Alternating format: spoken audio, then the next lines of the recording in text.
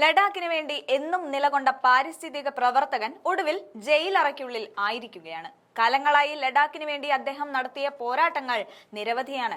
സമാധാനപരമായ നിരാഹാര സമരം ഒടുവിൽ സംഘർഷത്തിലേക്ക് വഴിമാറിയതിന് കാരണം സോനങ് വാങ്ചുക് ആണത്രേ. അതിനാൽ തന്നെ കേന്ദ്ര സർക്കാർ ജാമ്യം അനുവദിക്കാതെ കസ്റ്റഡിയിൽ വെക്കാവുന്ന ദേശീയ സുരക്ഷാ നിയമമാണ് അദ്ദേഹത്തിന് മേൽ ചുമത്തിയിരിക്കുന്നത്.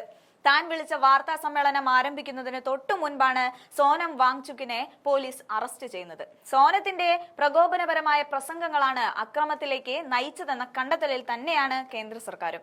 എന്നാൽ അറസ്റ്റിനെതിരെ കനത്ത പ്രതിഷേധമാണ് ഉയർന്നുകൊണ്ടിരിക്കുന്നത്. തുടർച്ചയായ മൂന്നാം ദിനവും ലഡാക്കിൽ കർഫ്യൂ തുടരുകയാണ്.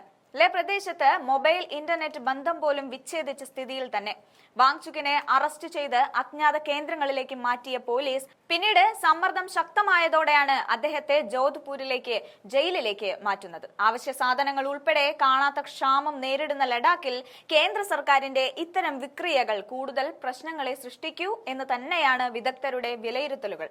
കാലങ്ങളായി സ്വയംഭരണ അവകാശങ്ങൾക്കായി മുറവിളി കൂട്ടിക്കൊണ്ടിരിക്കുന്ന ലഡാക്കിൽ ഇത്തരമൊരു പ്രക്ഷോഭം കേന്ദ്ര സർക്കാർ ഒരിക്കലും പ്രതീക്ഷിക്കാത്തത് തന്നെയായിരുന്നു.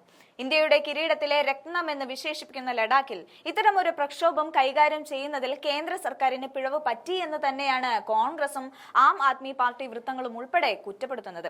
ലഡാക്കിന്റെ താൽപര്യങ്ങൾ സ്വയം സമർപ്പിച്ച സോനത്തിന്റെ അറസ്റ്റ് അനാവശ്യമാണെന്ന് AICC general secretary Ghulam Ahmad മിറും വ്യക്തമാക്കിയിട്ടുണ്ട്. എന്തായാലും കേന്ദ്ര സർക്കാർ പ്രതിഷേധക്കാരുമായി ഇന്ന് ചർച്ച നടത്തുന്നുണ്ട്.